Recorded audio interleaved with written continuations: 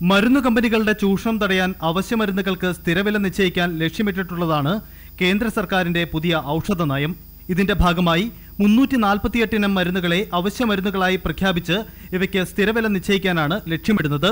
ഏതൊക്കെ മരുന്നുകളാണ് ഇതിൽ ഉൾപ്പെടുന്നത് എന്നത് സംബന്ധിച്ച ലിസ്റ്റ് കേന്ദ്ര സർക്കാർ ഉടൻ പുറത്തിറക്കും. ഇത് നടപ്പിലാക്കുന്നതിന്റെ ഭാഗമായാണ് കേന്ദ്ര സർക്കാർ സംസ്ഥാനങ്ങൾക്ക് നൽകിയിരിക്കുന്ന പുതിയ നിർദ്ദേശം.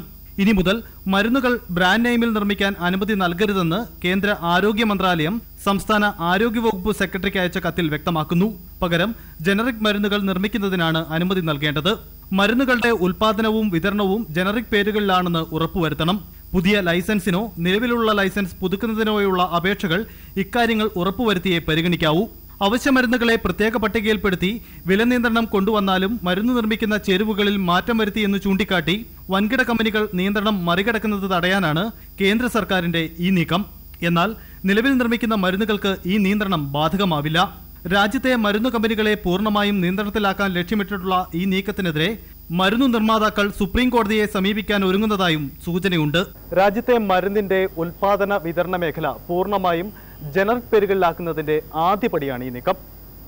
ജനറിക് പേരുകളിലെ കുറിപ്പെഴുതാവൂ എന്ന ഡോക്ടർമാർക്കുള്ള നിർദ്ദേശത്തിന് പിന്നാലെ മരുന്ന് കമ്പനികളെയും നിയന്ത്രണത്തിലാക്കിയാൽ പൊതുവിപണിയിൽ മരുന്നുകളുടെ വില കുത്തനെ ഇടിയും. തിരുവനന്തപുരത്ത് നിന്നും T G Sajith, India vision.